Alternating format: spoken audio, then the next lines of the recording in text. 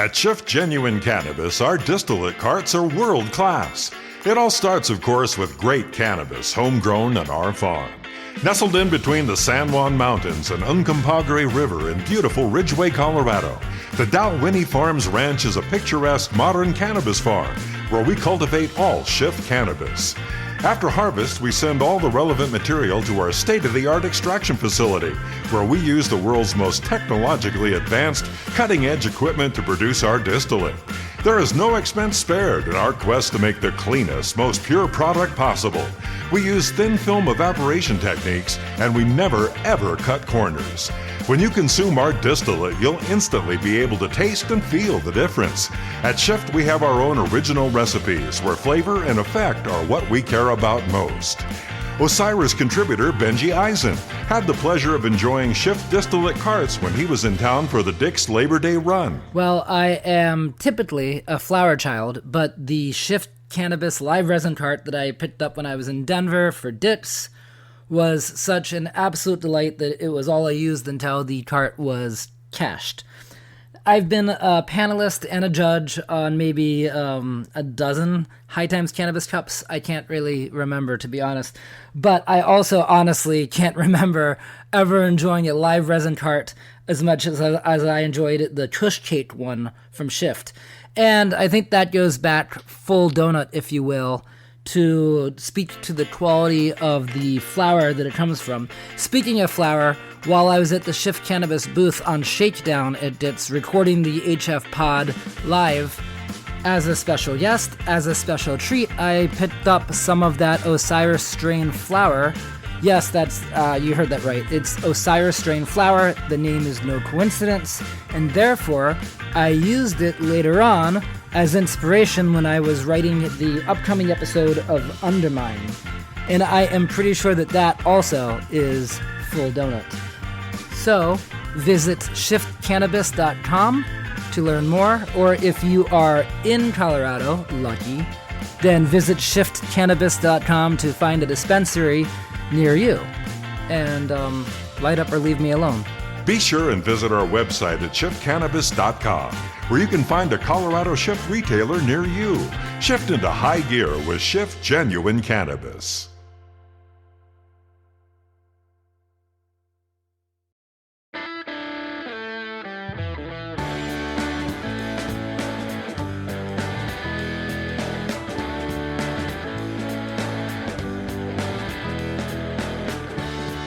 Hello, welcome.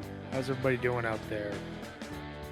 This is the Helping Friendly Podcast on tour. My name is Brian Brinkman, producer here at Osiris Media, and happy November 1st. Hope everybody out there who is still in Vegas, coming home from Vegas, en route, wherever you may be, I hope that you are all happy, healthy. I cannot imagine that you are well rested right now, but that will come. That's what this week is for.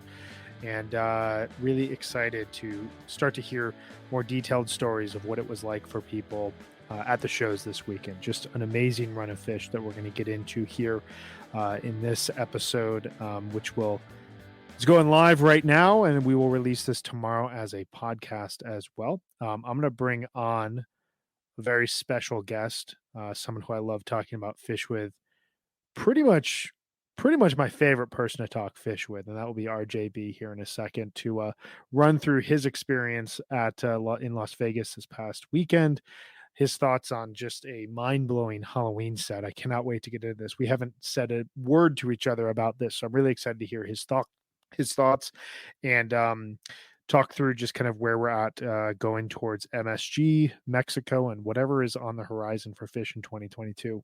Before we do that, I just want to tell everybody that we are presented by Shift Genuine Cannabis. Please visit shiftcannabis.com for all your cannabis needs, especially here in the state of Colorado. Amazing company. They brought us back midsummer 2021. We've been doing these recaps, these daily shows, as well as weekly shows, all because of Shift Genuine Cannabis. We did a live show in Dick's, just did a couple live shows in the Brooklyn Bowl in Las Vegas, did a live show in San Francisco. None of this possible without Shift Genuine Cannabis. So thank you so much for all your support, and lots more to come from Shift Genuine Cannabis and HF Pod on tour here going forward. Also want to give a big shout out to our media partner at Jambase. They've been huge supporters of Osiris Media and huge supporters of what we do here, and from a larger source material in terms of jam band culture, jam band music. Not a better place to check out than jambase.com. So please visit jambase.com. Great writers, great thinkers over there. Awesome stuff happening. We love them. Really would encourage anyone out there listening, share your comments, share your thoughts, share your theories about what happened last night. We'll try to tackle as many of them as possible. But before we do that, I'm going to bring on the man, the myth, the legend, Mr. RJB. How are you, my man? Just looked in the camera and was like, wow, this is what I look like. You look more rested than I do, even though you spent several days with your kids by yourself. So it's the lack of travel, I think, is all that it is. Yeah. But you're looking great. You look like you're in an excellent room. You look like someone who's like got that glow of 4 fish shows or 3 fish shows on you. It's amazing. Yeah. Intense, man. Last night was crazy. I mean, you know, we kind of knew it would be. We did these live events, as you know, yesterday and the day before, and nothing that any of us said was right, you know, as usual. We did say fire, and there was a little fire, which was cool. So it was nice to be right about fire. But man, crazy run. Crazy run. We'll get into it here. I mean, I feel like Fish, you get this every so often where it feels like they just throw everything at a single run. And at the end of it, I don't know what other songs that, like, you know, there are songs left on the table. Down with Disease, Everything's Right.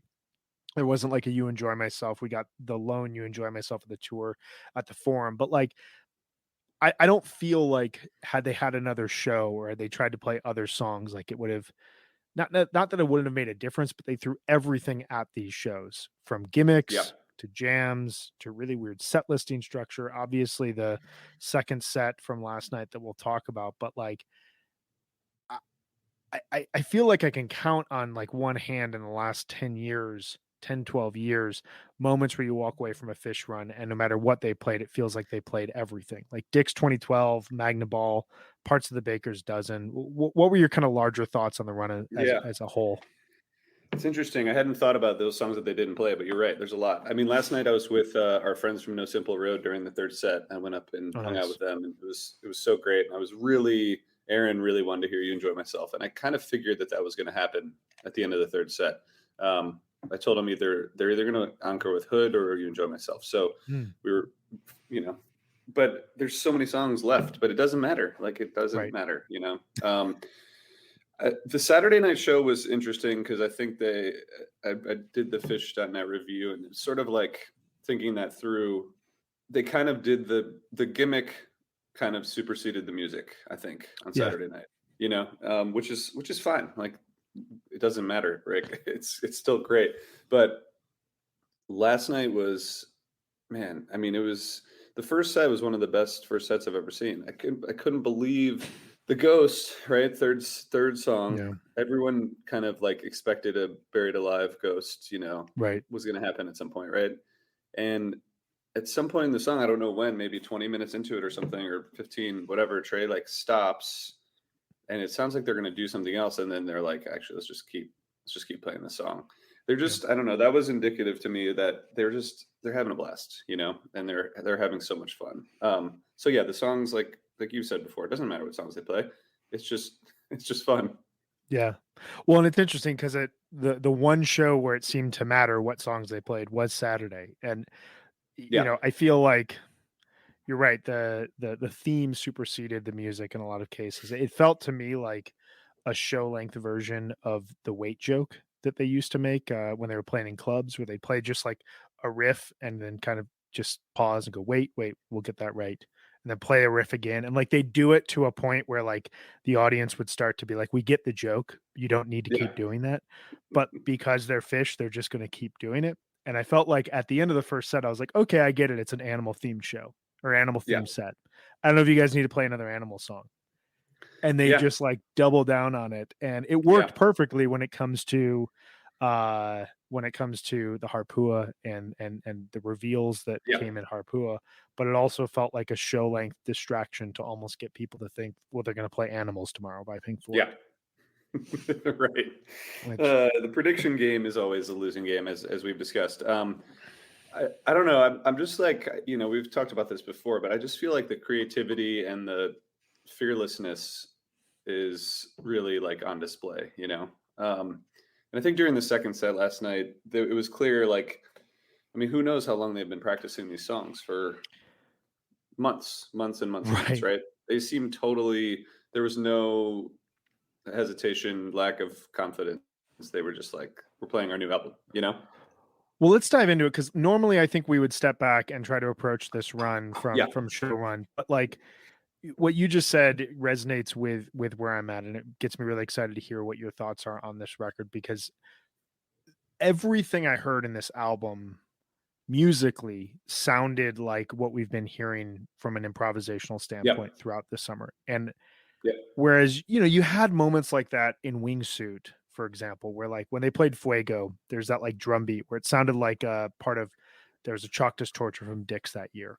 But I remember that like had that kind of rhythmic nature to it. But I remember listening to those songs and thinking, okay, perhaps the style or the way that the band has been improvising has informed the way they've written these songs, but they're very standard forward thinking songs. I don't know of any Halloween that sounds like the previous year more than this, Right. where you That's can a good hear point. those sounds bleed into whatever they wrote. Yeah. Even 2018 didn't really have that, at least in as pronounced of a way, for sure. Right. Yeah. I mean, like there were moments, but it was a lot of those songs stand kind of on their own just as songs. These Yeah. felt like they plucked ideas out of jams, or Yeah. whenever they wrote these songs, they informed the jams. Tell me kind of overall, what were your impressions of the second set, and we'll kind of dive into it. Yeah. I mean, the first thing I thought about is like every song was like, okay, so this is like a new Martian Monster, but slightly different, or this is like this is like an updated and better version of like something else they played on Halloween 4 years ago, or 3 years ago. Right.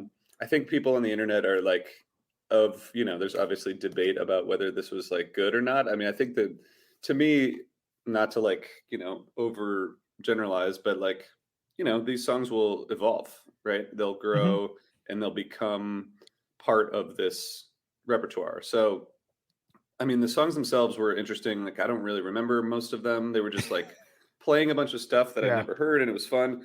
But anytime they play new music, whether it's like original stuff, like the Everything's Right or Blaze On, like back in the day, like once they start playing new music, it fuels a whole new stage of creativity. So apart from the like, are these songs good or not, like they're gonna keep pushing them forward, and it's gonna push the band forward, like it clearly already has. So I mean, to see like a band 35 years into their career come out on stage in Las Vegas wearing helmets and playing like a whole new album of like psych rock song, I mean, it's insane. The whole thing was nuts. But I think the songs are solid. I mean, they seem a little bit more in the like Casbah Vox area, right? Like there weren't. This is not like Tom and Trey writing like deep, meaningful songs together. It's like done for Halloween, and then they'll turn into whatever they turn into. So I had fun. I thought it was great. I thought I think the first song was the longest jam, and it was great. Like, I don't know, I didn't hear a lot of variety throughout the songs. I don't know if you did. Like, I feel like they were all kind of like you were saying, they all kind of were going in one direction. Yeah, I did a re-listen this morning, and there's something overwhelming about hearing your favorite band debut 12 new songs. We got it, every time they've done this is now the fourth time that they've said Halloween is now a new album. They've literally written 4 new albums in the last 8 years and debuted them all on a single night, just for on Halloween, top of other music that's come out. All it's just absolutely insane. None of it makes any sense. No, their creativity has no bottom. It's amazing. I definitely agree. I think aside from Chilling Thrilling, like this feels more of a part of that it feels somewhat like Casvelt Vox in the sense that there's like a North Central European vibe from the 70s and 80s that's like rooted in sci-fi in a really strange way. This feels like a double down on that while also double downing on the like thematic jamming and groove driven approach that Chilling Thrilling had. But it definitely felt all these songs feel like a part of themselves. There wasn't a song aside from the closer, I'm in Miami, that felt very different from each other. And that's okay because a lot of these songs to me sounded like they were either informed by or informed the improvisation that we heard throughout summer and fall. I kept hearing moments where I was like, you know, that sounds like this version of Ruby Waves. That sounds like the Simple from Dix. This sounds like the Simple from Deer Creek. You know, there were so many moments where I was hearing that aspect of the band. My biggest takeaway beyond that, though, was I felt and I heard a lot of odes to their biggest influences. I heard King Crimson. I heard Gabriel Aerogenesis. I heard Yes. I heard Pink Floyd. And where I think a lot of people are coming down on, is this good or not, is at the root of it. And this is kind of what makes Fish so interesting. They can emulate their influences and the people that they've long loved, but they're still Fish. Like at the end of the day, it's still ridiculous that a bunch of 57-year-old men are wearing space helmets on stage and singing self-referential lyrics about Sleeping Monkey and writing like what sounds like almost Mad Lib style lyrics that remind me of Wombat, but across a whole album type of thing. And so like on the one end, I felt this last night on Twitter, and I felt it this morning hearing people's thoughts, is there's either a view of they didn't go far enough into it because at the end of the day they're Fish, and that's like they're still going to have that goofy nature, or it was too far into it and it wasn't like quote fun. I think like long term these songs are going to linger as really good grooves that almost will remind me of like Death Don't Hurt Very Long, in the sense that I don't know how many of these songs are going to last as like the length that we've heard them, but I think a lot of them will kind of inform jamming going forward, as you were talking about. Yeah, totally. Yeah. I mean, you know, this is for people who write and talk about Fish like us, you know, it's not great for us because like this all is very hard to describe at this point. Like you kind of summarized everything just now in a good way in terms of their influences and stuff. But it's like, you know, the whole weekend was just about them keeping us confused, you know, and that's like part of the fun. So like, it's hard to not end up at just like, I don't know, it's just fun to go to these concerts and see what they'll do. Because there's a certain, like, you know, you do it. A lot of us do it. You like, okay, so tonight's going to be the night we'll hear X, Y, and Z songs. And like, if you don't, that's fine. But you kind of like, there are patterns, right? Sure. Right now, there are like no patterns. I mean, none of it makes sense. It's really hard to like wrap your head around. I think we did these, you know, the events we did this weekend. I think all of us said we were confused like multiple times, you know, Benji and the rest of our team. It's so crazy. But I think the music itself it's almost like you said, it's kind of like going backwards, you know, like in terms of influences. Like that was much more like 60s, 70s influence, you know, whereas like Casvelt Vox was like a little bit more, you know, 80s. I mean, it's just, do you think that they're listening? Do you think Trey in particular is like listening to a lot of King Crimson, Pink Floyd? Like, do you think do you think that's just like part of their musical DNA that's just part of them? Because it's clearly coming through. Yeah. I mean, I think that question gets to the heart of like an endless debate that we'll probably never understand from the band, is what is intentional and what just is spontaneous and just happens. I mean, I've got to imagine when you think about the last 20 months of all of our lives, when there was no live music, when there were no sports, there was, you know, nothing really to entertain us in the spring and early summer of 2020. I think a lot of music fans, I know I did this, just went back into our libraries of music and said, what do I listen to? What do I explore? And I wonder, someone who's already listening to so much music like Trey, how much of that period in time was spent hearing music he either hadn't heard in years, maybe decades, or just spending time inside of other bands' heads. And I think about Lonely Trip, there's a lot of really weird and complex songs on that record. And, for whatever people think of like Forward People, it's a very composed, strange song. Page made this very weird, isolated synthy record based off of a trip to Iceland. Mike is constantly saying, how do I take 8 different songs that shouldn't be combined and figure out a way to combine them? And then, Fishman's drumming is just at another level right now. So, I all of that to me leads to what was the music that got them into music originally. And we've talked to Tom a lot about this, about like the time that he and Trey spent sitting in friends' basements, listening to early Genesis records, listening to Yes. I think you're right. The Casvo Vox stuff felt to me like the band starting to think about their past and kind of recreating what would it be like if we found this album that influenced us, that came out around the same time, but the band never made it.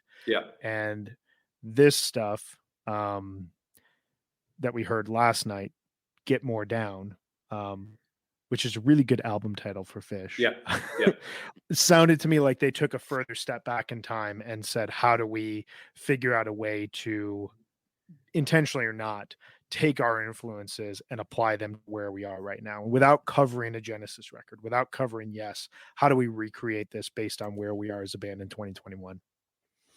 One thing about the influence, so the prolific songwriting of Trey in particular, but like you said, Mike, we heard like Mike has a new album, Mike has a lot of new material. They're all obviously prolific musicians, but the fact that they, instead of just like covering an amazing album like any of the ones you mentioned, they wrote another 12 songs, right? I mean, Trey's written 50 songs, maybe more in the past year since the beginning of the pandemic. I've lost complete. I mean, go back to 2013 and they've like introduced 80 songs into the Fish. It's amazing. And like I said, I mean, obvious point, but like it really, really, really adds to the repertoire and I think pushes them forward improv wise. I think what we saw this summer and this fall in terms of improv is directly because of this album, right? Yeah, I'd agree. I mean, so if you're like on the internet and you're really pissed that Fish did this album, then you got to look at the last 5 or 6 months of Fish and realize like that's where it all came from. Like that's a connection that to me seems pretty clear. It's interesting. I wonder if there's like a little bit more looking back nostalgia in terms of songwriting. Like I'm sure you've listened to the new War on Drugs record that came out last week. Like only a dozen times. It's such a clear like Springsteen. There's a Springsteen line to that record, and it's like bands are. I don't know. It's like it's okay to go back and like pay homage to some of these artists that have influenced you, and I feel like that's what we heard last night. The thing about going to these shows is like, at least from my perspective, like it's really hard to find someone who's not having a complete and total blast at a Fish show. Like, I don't think people are, I mean, last night during the second set, everyone was just like having a great party. I don't think anyone was like analyzing the music and like, is this the right thing or wrong? Like in the moment, it doesn't matter. You're just having fun and happy to be at a concert. I don't think people really, I think the playbill, that I haven't read it yet, but like there's a lot of content in there. It's like there's a lot of layers to this thing. Like the band literally, like they thought this out from a storyline standpoint, from a overall setting, from like everything. They put so much thought into it. I mean, I'm curious. The only Halloween I've seen was Casvo Voxed, and from my experience, that was really well received. A lot of those songs had kind of a indie rock hooky nature to them that I didn't hear a ton of from previous Halloweens, and we didn't hear a lot of from a lot of like recent Fish songs. And I seem to remember the venue was loving it, but also like you said a couple minutes ago, like these are 10 to 12 new Fish songs. It's kind of hard to process that and be at a concert. Like there's a lot going on Yeah. mentally. I know that last night, like I posted something about my thoughts on the show, which I basically summarized a couple of minutes ago. And our good friend Brad Tenbrook just responded with total dance party. And I was like, that's like the contrast between like sitting on your couch and thinking like, okay, what is the band doing? What does this song mean? What am I hearing here? How do I communicate this? And someone just at the show being like, dude, I'm just getting down. Yeah, exactly. I mean, that is kind of, that's my perspective too. It kind of gets back to that comment that Trey made in Bittersweet Motel, where he's sitting in his truck saying, there's aspects of the Grateful Dead I love. There's aspects of Boston that I love. Like I'm informed by music that I heard at the mall in the 1970s and 1980s. All of their influences are ultimately filtered through who they are, which is not where their influences came from. And that's personally what I hear when I heard this record is a band channeling the music that they love, which is inherently weird. It's inherently rhythmic. It's kind of absurdist. It has a groove to it, but the groove is like rooted in this more like mathy approach to rock and roll. There's like a prog nature to it.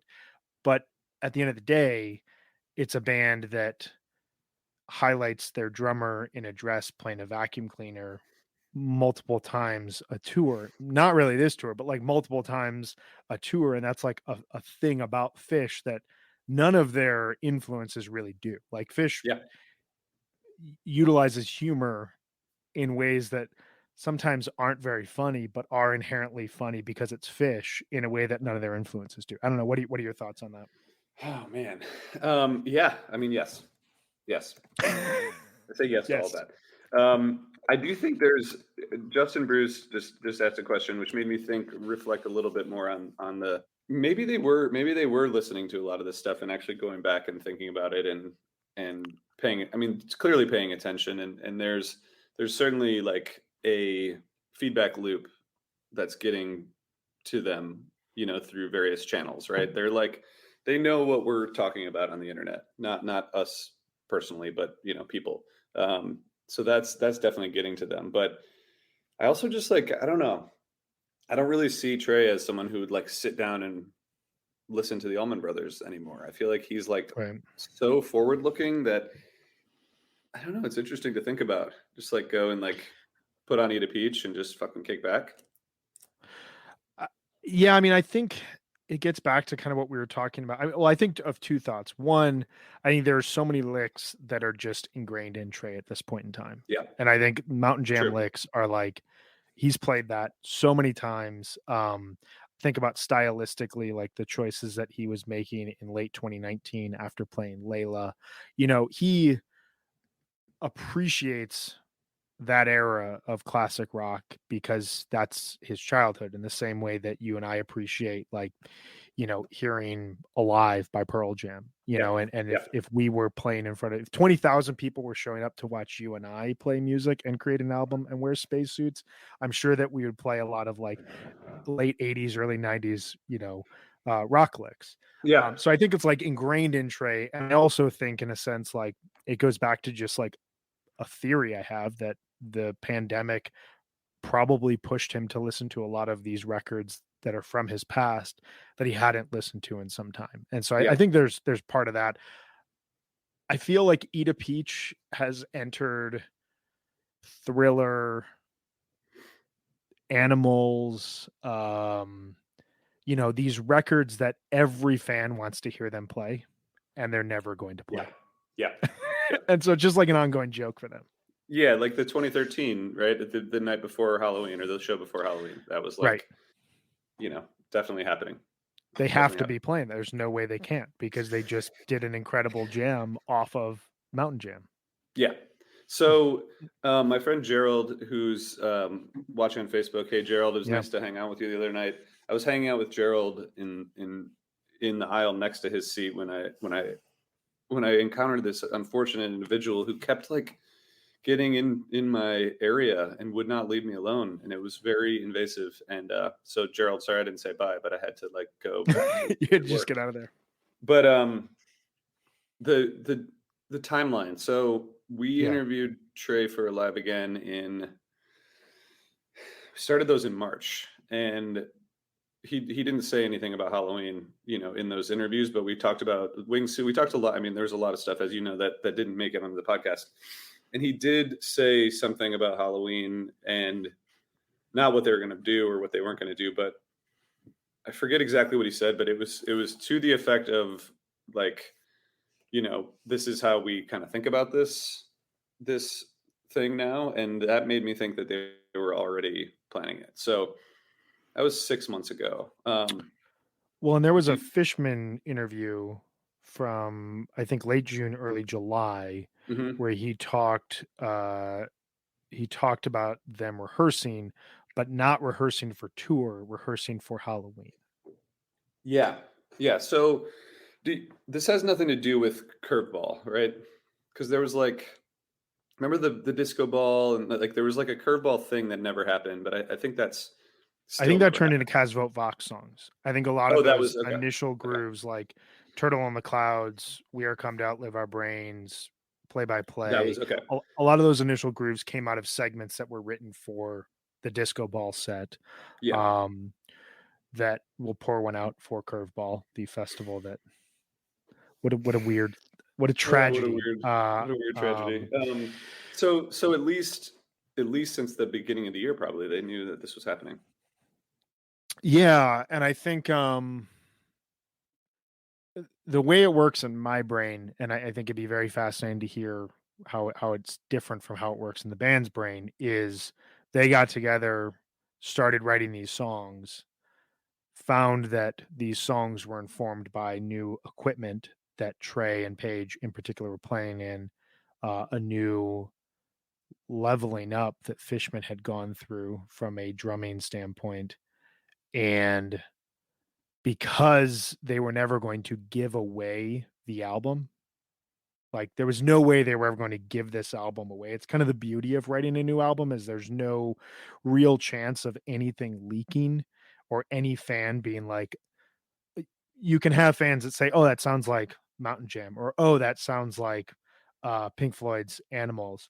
But if they're not going to play those albums, they don't risk giving anything away months in advance, that they could almost use the sounds that they discovered and just jam off of them throughout summer and fall and see where that led them. That's what makes sense to me. 24 hours after the fact. I don't know if that's entirely true, but that's kind of where I'm taking it from right now. I like that. I mean, we should talk about the run in general a little bit, because there's so much good music.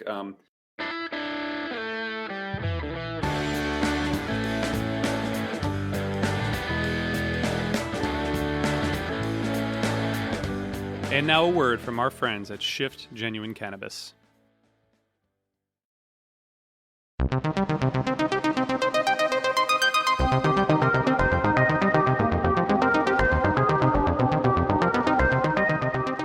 The Osiris team had a chance to visit the Shift Ranch outside of Telluride and the tour The Grow. It was an amazing experience in so many ways, but our biggest takeaway was the care and attention to detail Shift puts into growing their flower. The facility was beautifully high-tech with every detail in place. We even got to meet their on-site scientists to hear all about how tissue culture and advanced propagation techniques play a huge role in plant health and quality. We saw firsthand the billions of data points growing in environmental conditions they collect and analyze to make sure the bud you get is consistent, pure, and the highest quality. We heard from Michael, Brian, and Garrett about the history of Shift Genuine Cannabis, Dalwhinnie Farms and their ranch in western Colorado, and the history of the brand. I'm Michael Cox, General Manager of Dalwhinnie Ranch. I am in charge of the property and building all the buildings, researching technology, keeping us going. Combining Dalwhinnie Ranch with the Shift brand was an early building block of what made Shift Genuine Cannabis what it is. Dalwhinnie Farms, the ranch, was purchased at the end of 2015. And shortly thereafter, the owners decided, what do they really want to do with this amazing property? And there was a lot of choices, but at the end of the day, they decided they wanted to set up a marijuana grow. But in the beginning, we needed to know, how do you do this? How do you get into the cannabis business? So we hired some consultants from Shift Cannabis. They came in and helped us out and helped us with the original designs, and eventually we became one company. So now you have Shift Cannabis grown here at Dalwhinnie Farms. Quality is essential. Purity in their grow operation and in the extensive concentrates offering. Brian Welker helped to offer greater insight into what makes Shift Genuine Cannabis a leader in the industry. My name's Brian Welker, and I'm in charge of marketing. If you're a fish fan, you enjoy and can recognize the finer things in life, right? And so the attention to detail and the amount of time and energy and money that's put in to growing the most pure and best cannabis that you can put into your body, it's mind-boggling. It's a brand that cares about its customers and it cares about its community. And the people that are associated with it work tirelessly to make sure that it's the best, safest, and most fun product that you can enjoy. Today, where can you find Shift and what are they working on in 2021? And today's Shift is sold in 60 plus dispensaries across the state. We're gearing up for a huge summer with you guys. We're so grateful here at Osiris Media to partner with Shift to bring you HF Pod on tour throughout Fish's 2021 tours. We are so happy and proud to partner with you guys for this Helping Friendly podcast for summer tour. Once again, visit shiftcannabis.com and keep an eye out for more to come from HF Pod on Tour, presented by Shift Genuine Cannabis. Now back to the show.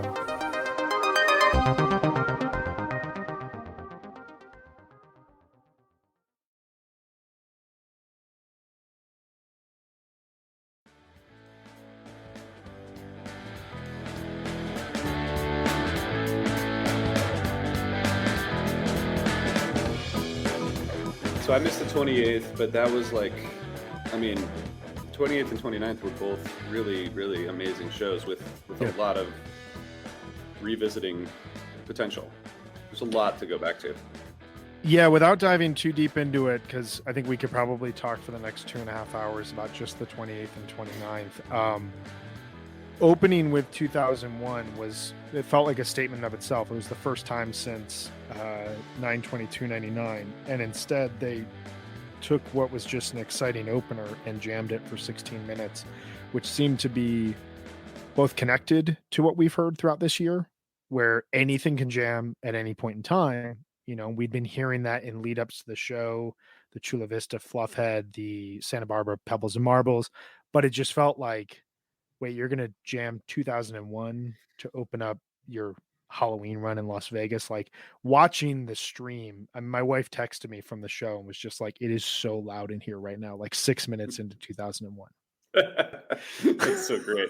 I mean, do you think that they did the numbers, obviously, which I think was a perfect execution of an elaborate prank, you know? It worked perfectly.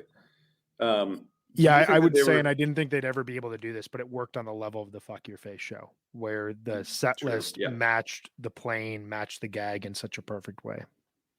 Well, so do you think that they were going to do something Friday that they decided not to do? Or do you think that we're going to just, like, do you think they woke up Friday and were like, actually, let's not do the animals thing tonight. Let's do that tomorrow. Let's just like play a regular show? Because it's kind of a funny choice to like do Thursday, Saturday, and then like Friday, or is it just like an amazing show?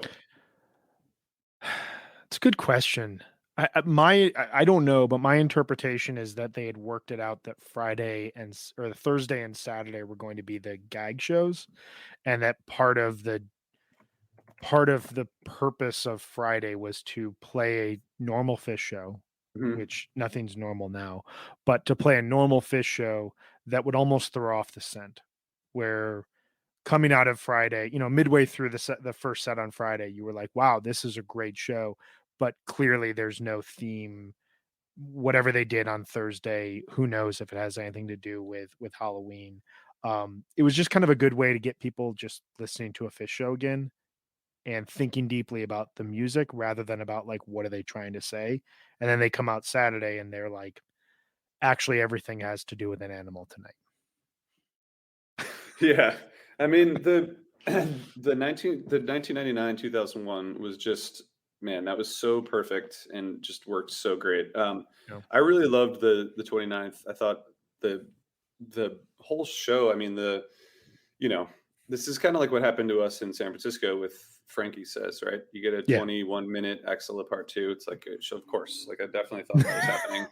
And then it did, The Saturday show was interesting. I mean, I saw my first versions of a lot of songs, but wow, if they hadn't done the themed show on Saturday, I think it would have ended up being like a Saturday night show where like they're kind of searching through stuff, trying to like find those spots of improv, which is interesting because it seems like this tour, at least almost every show, it doesn't seem hard for them to find those spots. But Saturday, I don't know if it was like in service to the thing where they were like, all right, now we need to play another animal song. But besides the Your Pet Cat, Runaway Jim, Piper kind of segment, there wasn't a lot, there wasn't a lot of improv. But like we've talked about, that's like, I mean, you kind of had the same thing at the Forum, right? I mean, there's probably more improv there, but it's like, all those things have to happen in order for the things that we want to happen. If that makes sense. No, it totally makes sense. And I think, there's also, I was texting with a few people about this during Saturday's show. Like, look, if Fish wants to play first sets like they've been playing this tour for the rest of time, like I'm on board. And there's not a downside to this, but like I find myself just like extremely overwhelmed and confused by set break every single night. And I feel like the only way to describe these shows as someone who, comes on camera to describe Fish shows is just to speak in hyperbole.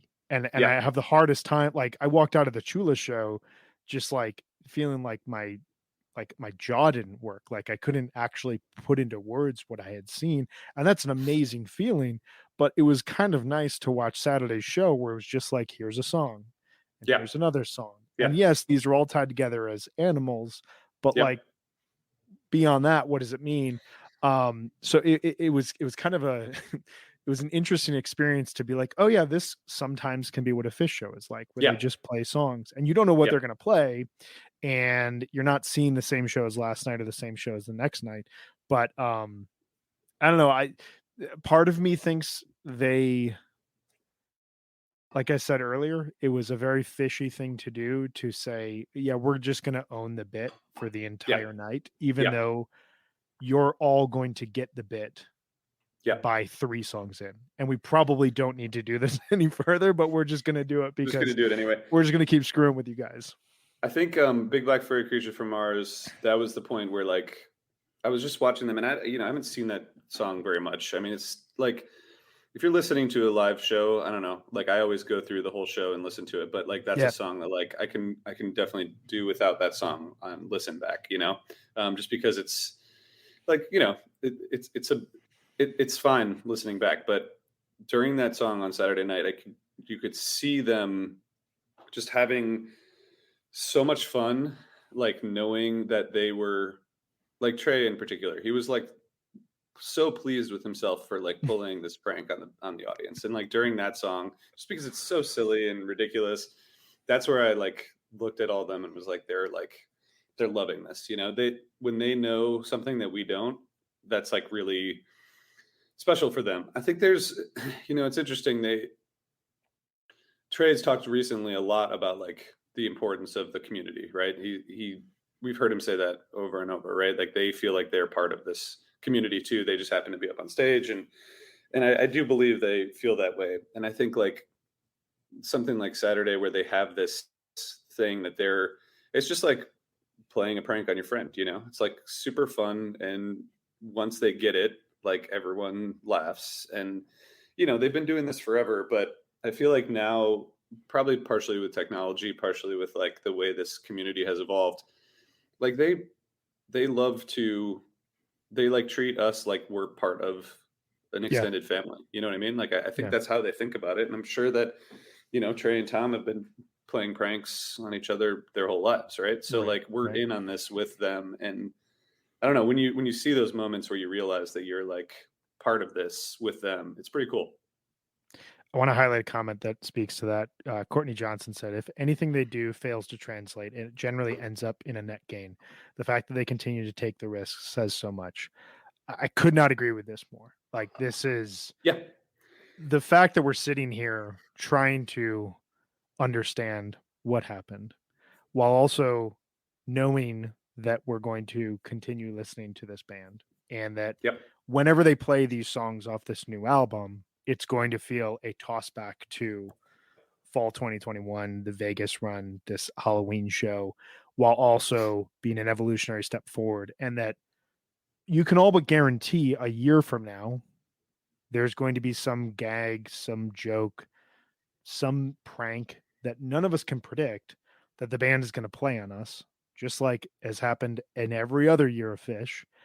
And it's going to add that much more to this experience that is really hard to communicate outside of the Fish community, and is partially, that's part of the reason why, like, you have to be in on all of these jokes that level up year after year after year to really be to get the most out of it, you know. Yeah. And I Yeah. feel like at the end of the day, I was thinking about this during Harpua, it felt like a throwback Harpua to the early 90s, where you had all this mixture of mathematics and space and, you know, Gamehenge theory and riffs on this song, and Trey and Kuroda like coordinating in terms of like when the lights are going to come on during the story.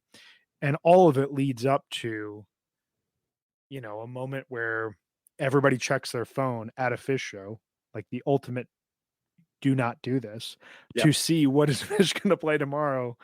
And it's just like another element to the prank. Like, I don't know, there's just so much in there that that the band is thinking about in terms of how they want to communicate where they're at in their career, but also how they want to just like interact and have fun with us. Yeah, totally.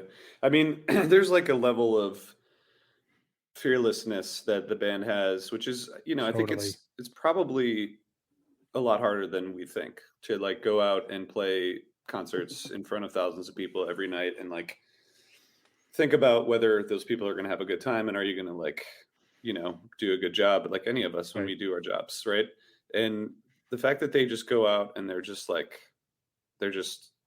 so confident, you know. And I think that that comes from taking risks. Like, I think you take risks, they work, that gives you more confidence, and you keep pushing it forward. So this is it's a pretty cool time to be a fan. I can't, like, you know, say enough, like, this is just outrageous, you know, 35 years later. I saw my first show in 95, right? So that's 26 years ago. There's no way, if like after that show you had said to me, you know, in 25 years first of all, you'll still be seeing this band and they'll be doing things that you don't expect. Like, that's just, it's so rare, you know. I mean, it just doesn't happen.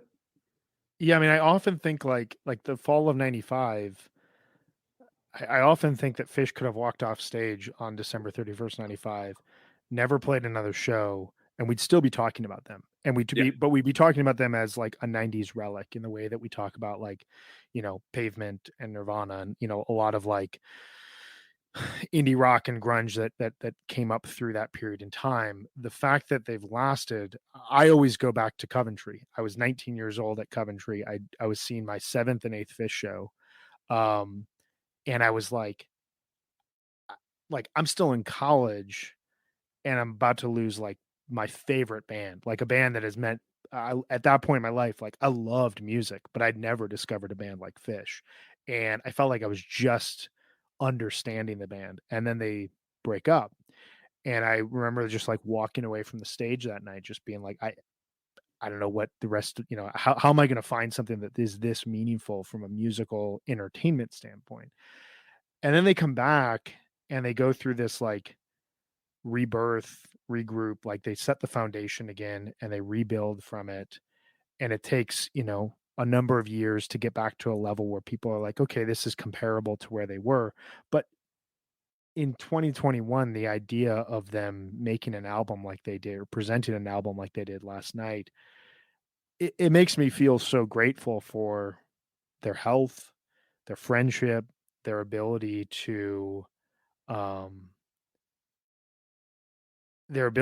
continue to find new avenues of creativity and communication, and their ability to, you know, just walk out on stage with the confidence you're talking about and present that to their fans, knowing that even if there are parts of the community that don't like it, parts of the community that love it, we're going to trust the risks that they're taking. And we know that, like Courtney said a couple minutes ago, those risks end up in a net positive no matter what happens. Yeah, totally. I mean, it's a good time to be a fan. Yeah. I think just going back to what we talked about earlier. I mean, none of this is possible without this album, you know. So I'm looking forward to re-listening to it a bunch of times because, you know, the Deer Creek show and the Nashville show and the AC shows. I mean, that's all fueled by this creativity, which is really cool. I want to go just back to last night. So I guess Trey was playing a BC Rich guitar. BC Rich Mockingbird is what it's called. It's weird because it sounded exactly like his rig, which I guess is maybe the point. But I wonder if people out there who know more about guitars like that, we could ask Ryan. But to me, like, it sounded like his normal rig. Yeah. I was following Amar Sastry, our good friend, on Twitter last night, and he joked around that he was going to send a little snippet of one of the songs from last night out to people and say, man, doesn't the Languedoc sound so great? And then when they came back and said yes, he was going to say, well, actually, your life is a complete lie, because he was playing on a BC Rich Mockingbird, which I laughed at like 11:30 at night more than I should have. But you know, I've got to imagine he spent so much time refining what this guitar would sound like within his current rig. There were moments where it felt like unique. I mean, I think that when we hear these songs again, he's going to obviously be playing them with his Languedoc. It's kind of similar to the Casvote Vox. He played that with a Strat, and then all those songs are played with a Languedoc. So there's like a sound to Casvote Vox that when you hear it in the album, and then you hear it Fish playing it months, years later, it sounds slightly altered, but I thought it was really impressive that he was able to get that much sound out of this.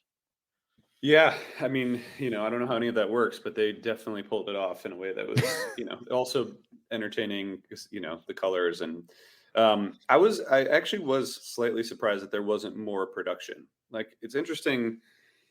They haven't really done that in Vegas since 96, I guess. Like, actual, you know, like, you think of Vegas, there's, you know, dancers and trapeze artists and, you know, thousands of people here who would gladly go and make a show.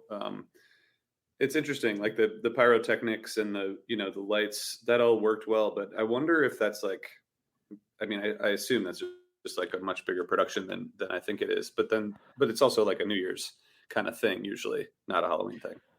Yeah, I mean, I don't know, like, the cost associated with it. I was talking with a buddy this morning who made a comment that, like, what you're saying just kind of strikes back to it, where he was like, think about it. There are bands that do complete tours based around the stage setup, pyrotechnics, the set list that Fish did last night, and Fish put everything into one show, you know, and in true Fish fashion, there were things that didn't work. Yeah. There were things that could have probably been more, you know, emphasized. There were probably, but like they threw everything into one performance, and that's it. It lives there, and we will only hear those songs in, you know, a standard, and I say standard in quotes, a standard Fish show going forward. Same thing with New Year's Eve. They're gonna, whatever they're working on for New Year's Eve is going to happen one time. And it's the type of stage production that could be done across a 25 show tour that they did night after night after night and perfected and elaborated on. But instead, like, they put everything into that one show. It's an amazing feat of both creativity and also risk taking, and also like an acceptance that, like, that's it, and we're walking away. Yeah. Do you think they're gonna like, this is kind of I think Halloween is sort of like a reset in a way. Like, they're gonna, you know, come away from this, and then there's, you know, a few more shows at the end of the year. Do you think that that this will just continue? I mean, you know, it's kind of an obvious question, but like, do we continue to hear the same kind of songs and the same kind of, like, I mean, everything's so disorienting in terms of song choices and set lists and like all that. is it just going to continue? I was thinking about that last night because this record reminds me of, at least in first glance, of Story of the Ghost, in the sense that they wrote all these songs and recorded all these songs based off of this singular sound from 1997. And whenever you hear Ghost, whenever you hear Frankie Says, whenever you hear the MoMA dance, like that's probably the best example. You're literally hearing 1997 Fish packaged in a singular song. And how cool is it that these sounds that we heard from the very start of tour, the simple in Arkansas, for everything anyone wants to say about the Arkansas being slow, being sloppy, being in Arkansas, whatever you may want to say, that simple previews everything we're about to hear from Fish musically. If you go back and listen to it, it's only like 14 minutes, but there's moments you get into where you're like, wow, that is all, this jam, the weird jamming throughout every set, the Halloween set now. Now we have an album that takes those sounds and has condensed them all into songs. And so every time we hear these songs, however long Fish plays, we're going to be hearing 2021 Fish. I think the cool thing will be now, because the band's going to keep trying to evolve.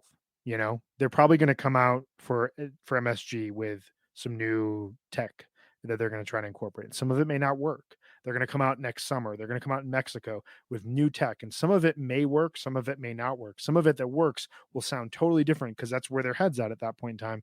But every time they play these songs, it's going to be kind of a launch pad into whatever the band was doing in 2021. So to summarize, like, my thought right now is, if there's any historical reference we can go back to, it's how did 1997 turn into 1998, where suddenly summer 1998, you're hearing songs off Story of the Ghost that are song versions of jams from the previous year, and how those changed the band and how the sound evolved in a different way. Like, the focus the band had coming out of 97 was not funk. It was more minimalism. And it was, how do we take this approach that's very democratic and reduce it to as simple of an approach as possible, which is where you get like the ambient jam. It's where you get the groove based jamming of 99 and 2000.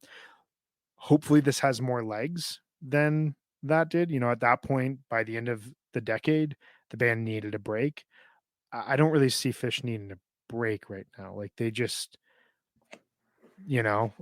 So yeah, I don't think so either. It's an interesting, I mean, I think that all makes a lot of sense. I mean, it's all part of the same, cycle, right? Of new music and how that bleeds over. The main thing though is, like, go see this band if you can. It's really fun and they're really good, and that's kind of my summary. that's it. It's pretty elaborate, but been thinking about that for a long time. You put it out there perfectly. Yeah. Where do you think this stands in terms of Halloweens? Without showing any cards, I've thought a lot about Halloween recently, and the thing that I take away the most from Halloween's is how the band, at their best, applies it as a way to kind of force a change or force them to evolve in some ways. So to me, having listened to this record twice, once live trying to figure it out, once this morning, I have it with like Caswell Box, Chilling Thrilling, Remain in Light, in terms of a record that will force a singular sonic change for the band in a lot of ways. But in some cases, and I don't know how this is going to go over when I say it, but like, I almost think that they took as big of a risk last night as they did when they played Wingsuit. Like, think about how ridiculous. They were in freaking spacesuits with helmets that had like lights blinking on them. They're like 60 years old. They sound like they wrote like lyrics via Mad Lib. Like, they went all in on this. The whole thing, and it could have just failed miserably. Yeah. And everyone could be like, what the, like, to have that foresight and to have that confidence, like you were talking about, to say, we're going to do this and we're going to own this completely. I don't know, like that to me is what they did on Halloween 2013, where they said we're going to completely change how we approach Halloween, and we're going to present you a new album. And you may not like it, but this album is going to, the approach here is going to inform and help us change and evolve as a band. I don't know. Do you agree? Like, what are your thoughts on that? Yeah, totally. I mean, it's hard to, like you mentioned the last 3 Halloweens, and this is probably going to continue. They're going to keep taking this creativity and using it to fuel other parts of the tour. It's just kind of how Trey approaches music, based on what I know. There's not a lot of looking back. It's like, what's the next thing? And that's the next thing. I mean, it's totally absurd. We've talked about it a lot, but like, it's completely, it's just completely silly. Like, these guys are almost 60. They're on stage wearing space suits and helmets and playing original music, and there's like fire in the background. I mean, looking at some of the pictures, I was on Mike's side, and I had a pretty good view of the stage, but I couldn't see them up close. So looking at like Renee's pictures from this morning, it makes it even more silly. Like, it's so fucking silly. Like, you see Mike and Trey with their spacesuits. I mean, it's just like, whatever. I mean, they're going to keep doing things like this, and it's great. And I'm so like happy that they're doing it, and that we get to hang out with them. It's just so silly. Right. They must be. I'm pretty tired after 3 nights. They must be exhausted. Like, I feel like this must take so much emotional and physical energy out of you to try to pull this off and then actually do it. Yeah, the only thing I have to think with regards to that is that they are catered to, or they have like a set schedule from the time that they wake up until the time that they go to sound check and then go on stage, that like is almost like an athlete in that standpoint. Whereas like you and I on a run are like, well, I'm going to take it easy. I'm going to go out and have some lunch. I'm going to go and see these people, and all those things like take a mental toll on you leading up to 8 o'clock at night when the band walks on stage. Whereas I think there's a lot of isolation that they're, that's a good point, that they're going through. But really simple question before we go. We've talked about like trying to wrap our brains around like deep meaning about where Phish is at right now. Did you have a particular jam from this run that like just stood out for you, and that you were in the zone, like the RJ zone where the arms are up, where you got a just ridiculous smile on your face, where you're jumping around, where you could hug everyone around you? What was that jam? I think for me, it was probably the Axilla from Friday night, just because it was so absurd to find yourself in that spot. That and the Tweezer from Friday night were my 2 kind of highlights musically. I thought last night was one of the best first sets I've ever seen. Like, it worked really well. There was like, the Ghost was incredible. But the Friday night show was just kind of everything you would want in a show. Like, there's some unpredictability and some really, really deep exploration, songs that you wouldn't expect. So that's where I'm going back to. Yeah, I think that's fair. I mean, I tweeted it out at the time. Like, when I was a lot younger listening to Phish, I would write like dream set lists out. Mm-hmm. And none of them ever came true until like fall 2021, and like the reality of like, we're not only going to play Axilla 2, which is a song we retired in 1995. So we're going to bust that out, and then we're going to play it again, but we're going to play it for 21 minutes because it has this great outro, and we know that we can jump on this and turn it into a jam. Yeah.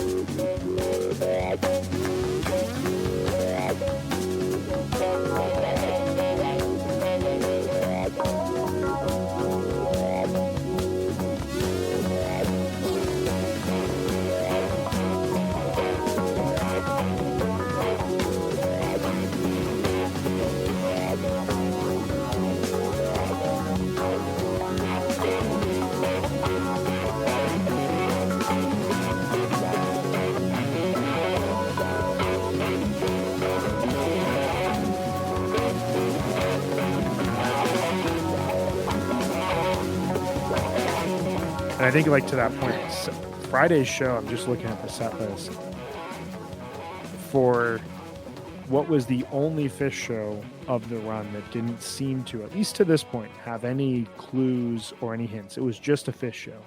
Yeah. It's a pretty perfect Fish show. It's pretty great, man. I mean, Brad and I all weekend were just reliving Sigma Oasis, which was, toward the end of the show. And it was just such a great call after that, like, whole journey of improv and the walk away after that. I mean, it was like the way they ended it was just, it was a perfect show. That's the way I feel about it. That's it. I do want to, can we show this comment from YouTube? Yeah. It's interesting because thanks for tuning in. Didn't live up to the expectations. I think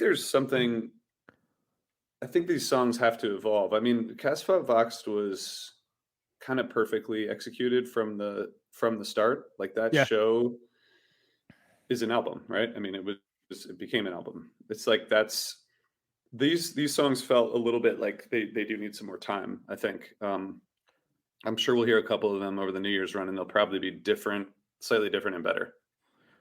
Yeah, and I think there's a lot of fairness in this criticism, and we were talking about it a bit ago. I'll just highlight it again. Like, I talked with a couple of close friends who love Fish who were not feeling this album last night, and their rationale was very similar to this. Was when they saw the comic book, when they saw the setup, inherently your expectations are going to go to a certain place of, oh my God, Fish is going to play this style of music, and I don't think you can fault anyone for expectations. We all talk about going into Fish shows without expectations.